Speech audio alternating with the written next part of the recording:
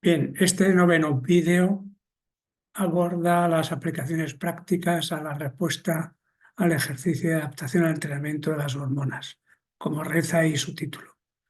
Lo primero que viene en esta presentación es que no tiene aplicaciones a la práctica. Entonces, bueno, aparece un interrogante como diciendo, bueno, entonces si no tiene aplicaciones a la práctica, ¿por qué se expone este noveno vídeo, ¿no? Mientras que los vídeos sobre el metabolismo y el ejercicio, pues alguna aplicación puede tener, pues la respuesta al ejercicio se puede explicar perfectamente sin conocer nada de endocrino y la adaptación pues aún más. Por lo tanto, seguimos con el interrogante. Entonces, ¿qué es esto? En realidad, pues es un reto intelectual, como siempre es habitual en mí, intentar conocer las razones fisiológicas por las que de lo que sucede durante el ejercicio físico.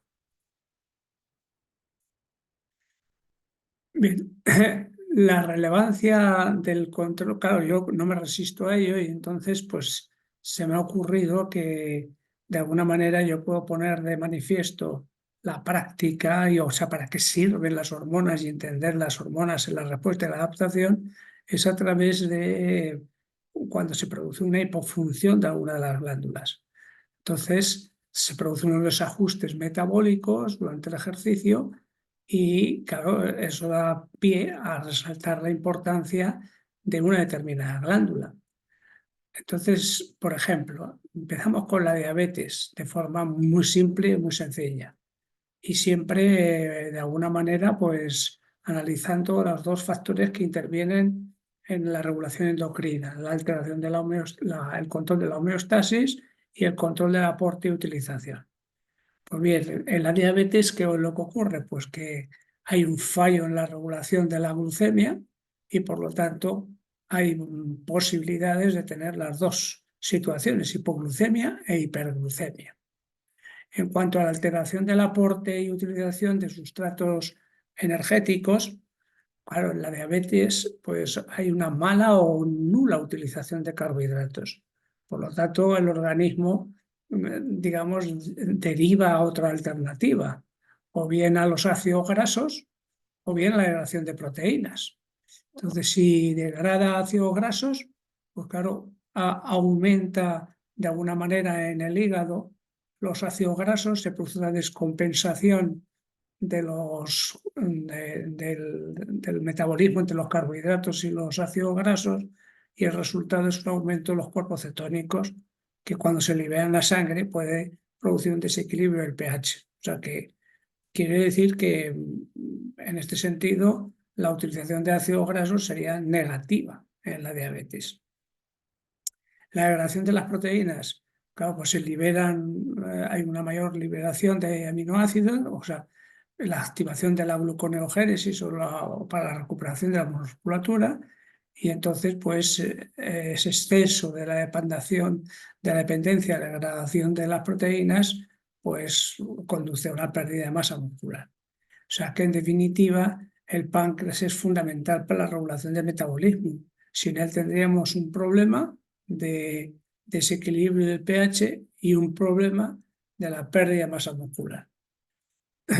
El siguiente sería que se produce una hipofunción de la glándula suprarrenal, con afectación fundamentalmente del cortisol, una enfermedad que se llama la enfermedad de Addison. Entonces, al disminuir el cortisol, pues se produce también una alteración en el control de la glucemia y por tanto con riesgo de hipoglucemia. En respecto al aporte de sustratos, claro, disminuye la proteólisis y disminuye la lipólisis. Entonces, en definitiva, al disminuir digamos, la degradación de proteínas, disminuye el aporte de aminoácidos y por lo tanto dificulta la gluconeogénesis. Y también dificulta reparar el músculo durante la recuperación. Como disminuye la lipólisis, pues disminuye la falta de ácidos grasos y por lo tanto mayor utilización de la glucosa y conduciría a glucemia. Pues de nuevo se ve que una hipofunción de la glándula suprarrenal conduce a conocer que esta hormona es imprescindible, digamos, para el buen funcionamiento, digamos, desde el punto de vista del reto intelectual, insisto. Si se produce una hipofunción de la STH, pues entonces tendríamos otra vez lo mismo, un control de la glucemia inadecuado, con un aumento de la sensibilidad de la insulina y por lo tanto disminución de la glucemia y con riesgo de hipoglucemia. Mientras que la disponibilidad de sustratos, al disminuir la síntesis de proteínas por una escasa concentración de STH, disminuiría la recuperación de la masa muscular y disminuiría también la oxidación de ácidos grasos. O de nuevo, otra vez, pues una hipofunción de la STH demuestra de alguna manera que la STH es una hormona imprescindible en el control del metabolismo durante el ejercicio y la recuperación. Hipofunción de la médula suprarrenal. Si se produce un descenso en el funcionamiento de la médula suprarrenal, pues tendremos menos concentración de adrenalina. Y haciendo esa división entre el control de la glucemia y la disponibilidad de sustratos, pues tendríamos un poco lo mismo.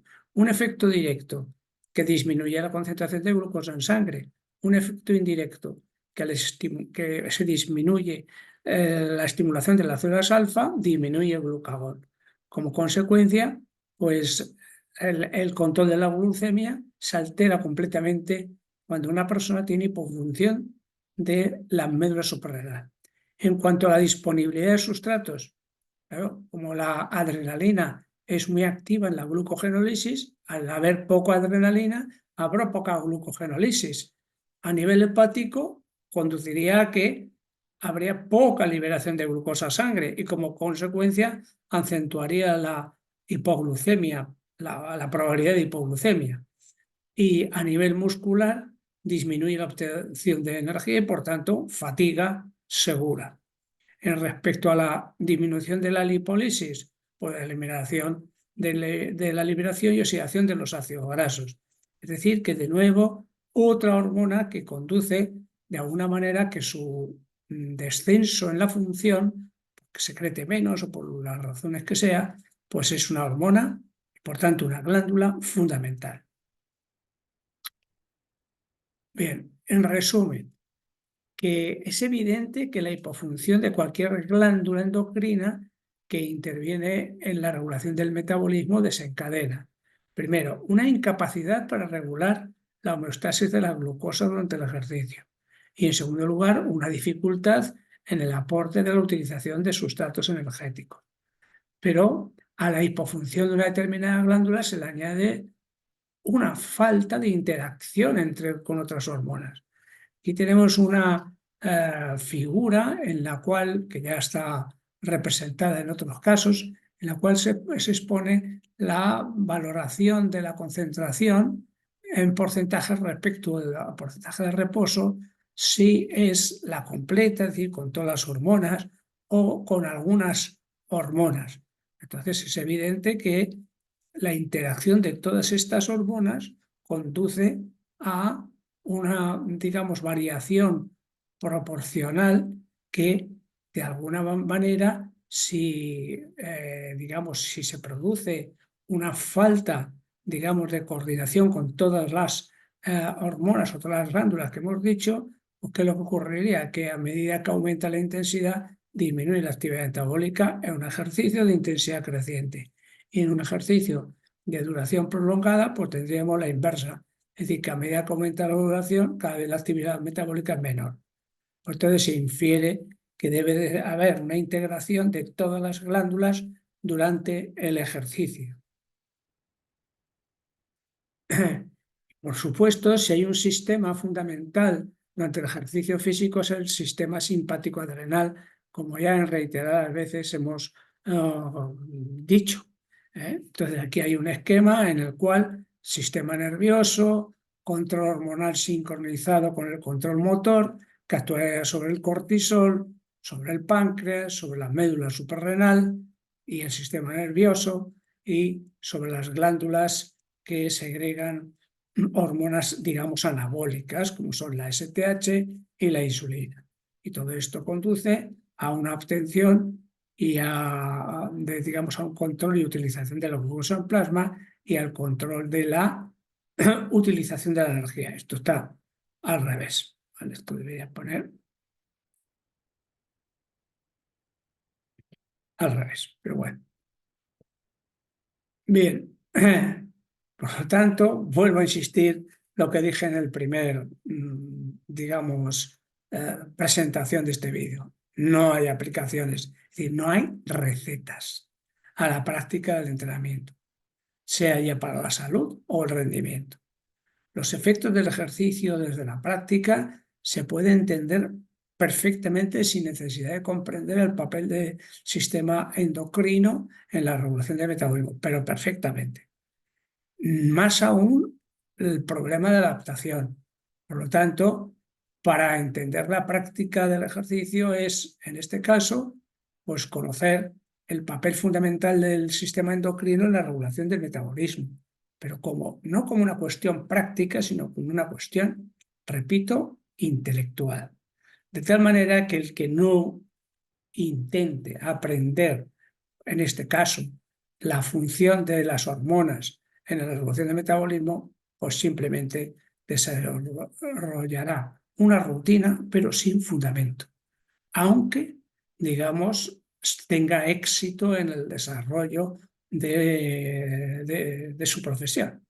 Pero para mí, pues, obviamente una persona que lo único que hace es una rutina sin saber lo que está haciendo, pues obviamente no tiene mucho sentido para mí. Bien, pues con esto hemos finalizado el 9º vídeo.